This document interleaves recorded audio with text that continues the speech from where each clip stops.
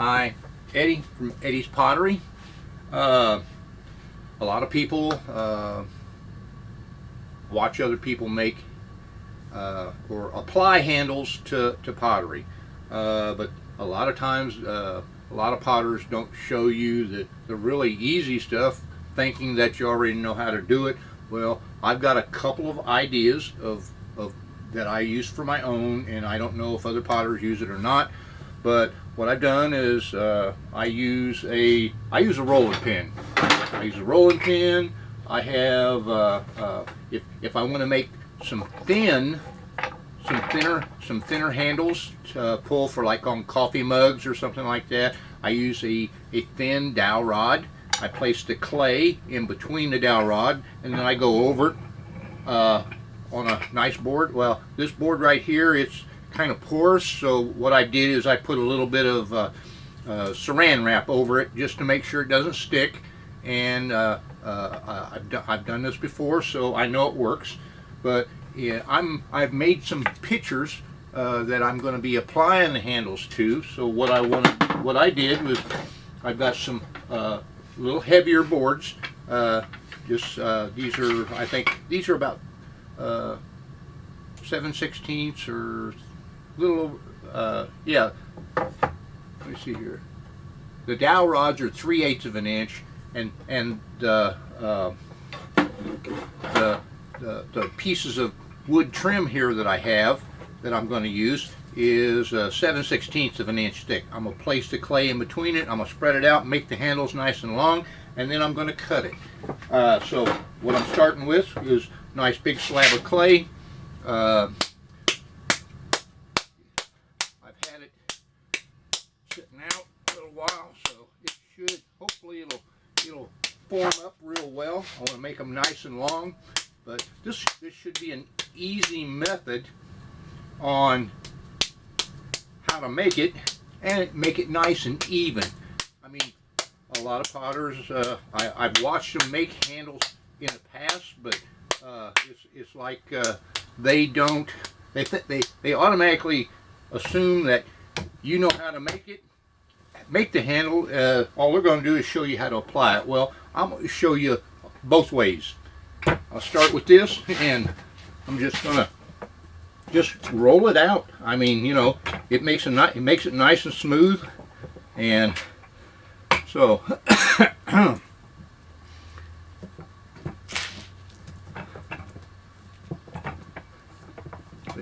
but this way, you know, you got the thickness of the handle is going to be consistent from one end to the other. And then you use all the other tricks that a potter would show you how to apply the handle, which most of them do pretty good.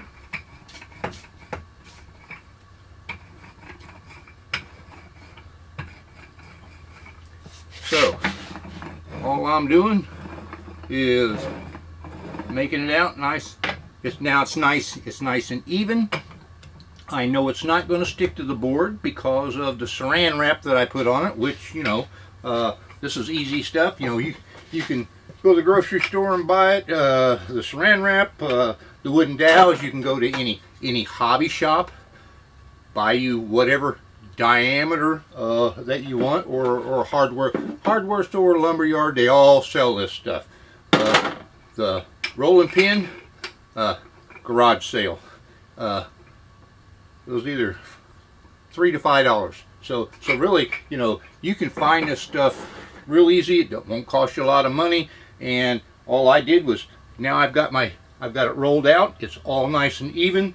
I take me a little razor blade hobby knife and a straight edge like so.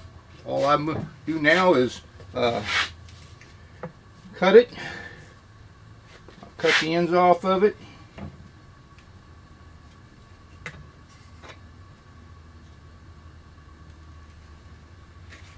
There. There.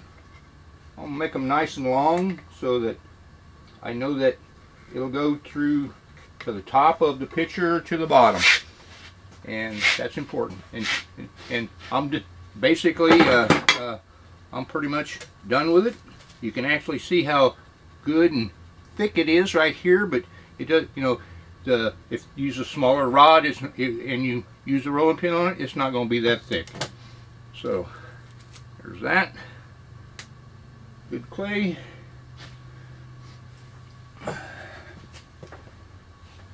And let me see here. Put that over there. I take a hobby knife and I'm going to trim these handles like so. And actually, I believe that the width of this is about, I think it's about an inch in length, or width, I mean. It's about an inch in width. Okay, I need to trim a little more of that off.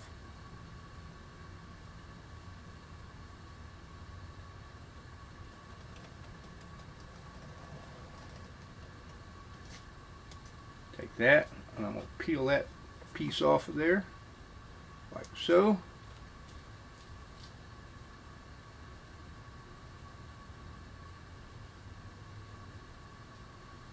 I think, I don't know the width of this actual stick I've got here, and I've used this a couple times to make the width of mug handles, and I think I'm going to use the width of this for, I think that this is, I know it's, well, I'll measure it out here.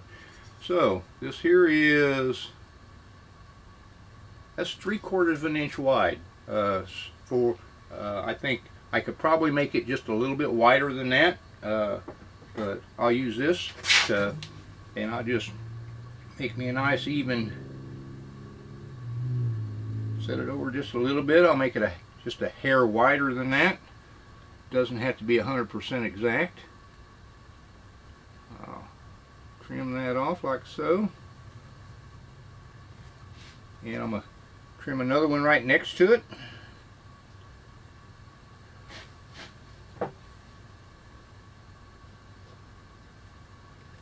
I mean, this is so easy, and this is a lot of stuff that some potters won't show you. They show you that they made handles, and then they show you that they put them on, but they don't show you some of the easy stuff that, you know, a lot of people really need to know, because, I mean, you know, you have to think about what you're using, but, you know, the thickness of this clay right here is good and thick for, like, if you're going to do a pitcher.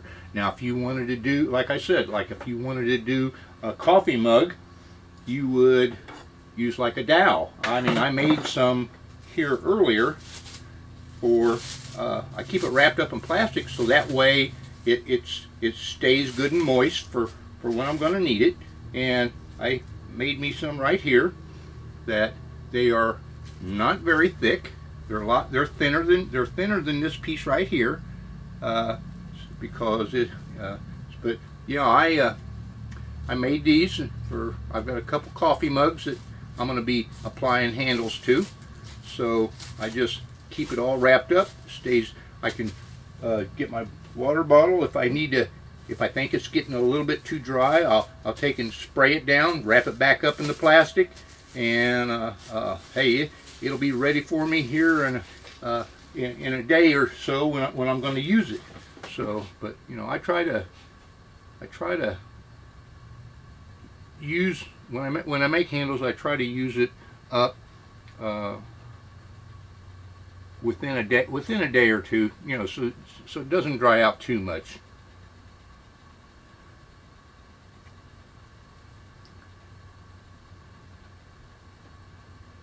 So this is fairly easy stuff that anybody can do, and now that you see how easy it is, I'm sure that you will be able to do it without any trouble whatsoever.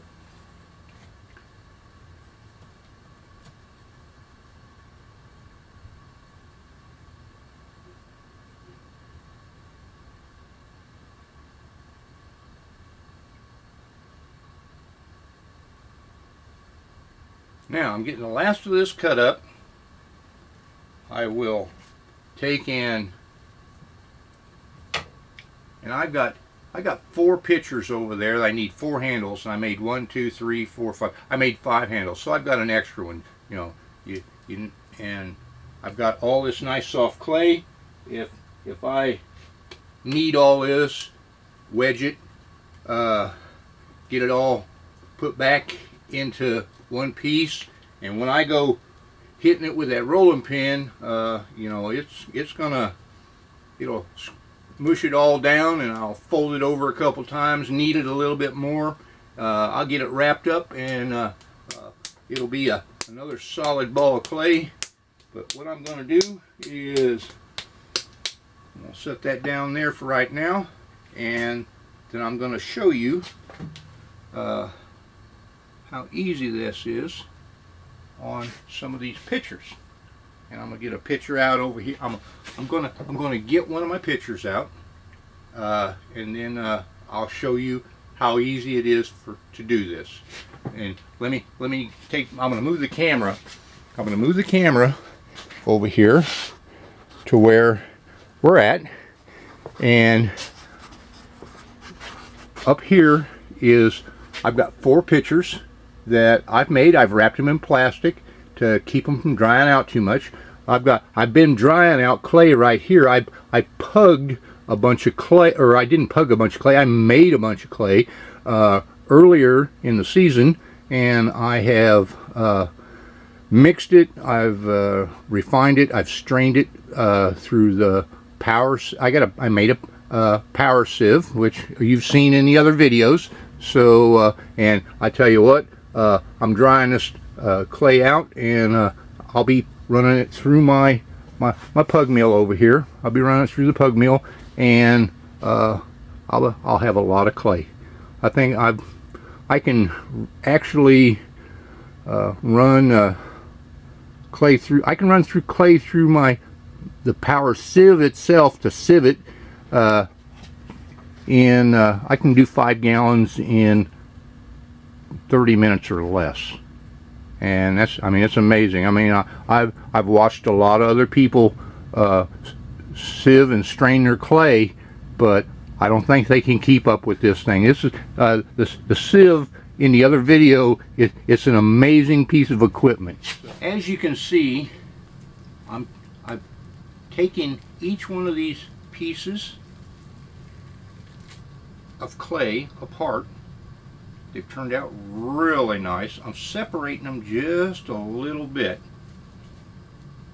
so they can get just a shade dry on the inside before I try using them. I won't use them tonight, but I'm going to use these so that they will stiffen up real nice. It's like aging them a little bit is what I'm going to do. Let them age just a little bit. I want a little bit of air to get to them, but I don't want them to get over dry. So I'm separating each and every one of them. I'll have an extra one there just in case I make a mistake. So what I'm doing, I've separated all of them, and I'm just going to kind of lightly wrap them a little bit, and then tomorrow hopefully they will stiffened up just enough to for use, because I'm getting ready to put handles. I made handles. I showed you in an earlier step of a video that I made handles. I let them get a little bit firmer so I could work with them easier, and I also needed the pitchers themselves to get a little bit stiffer so that get a little more leathery, so I could work with it without doing any damage to it. So now that I've done that, I'm going to take the And some of them just have the handles made up ahead of time, and you don't see how they make their handles. So that's why I did an earlier clip to show you how I did it. So I know you want to pinch it a little bit, and get something. I mean, a lot of them will use their hand or their thumb or whatever. Me, I'm using a piece of cork from a wine bottle, and that gives you a little bit of a raised edge, as you can see right here. You know, that way it gives you something to press up against the base of the pitcher itself. So it's very important to get this small, and that way you have something to work with. So I mean, I'm gonna take it and go exactly the opposite side of the pitcher and rough it up just and I'm gonna press it right on there, nice and easy, so it will stick to it real well. Put a little pressure on the inside so that it doesn't now.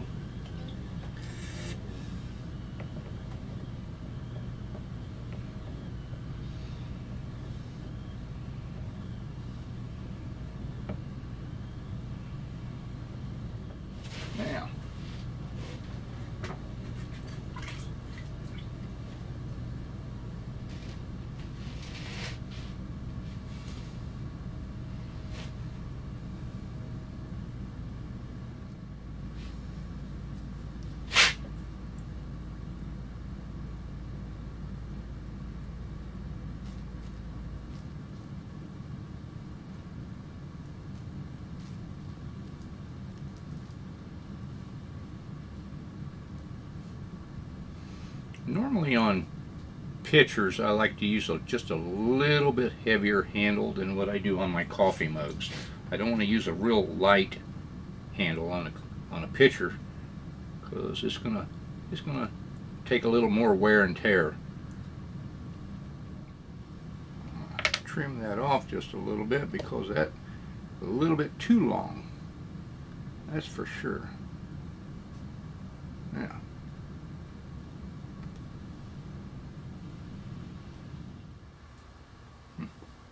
well,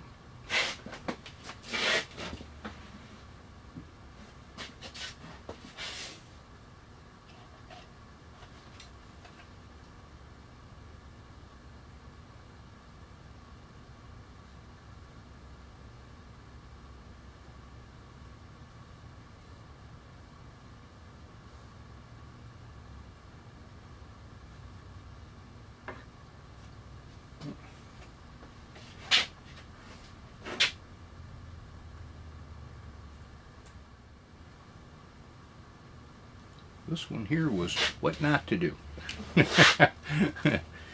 Yeah, what not to do.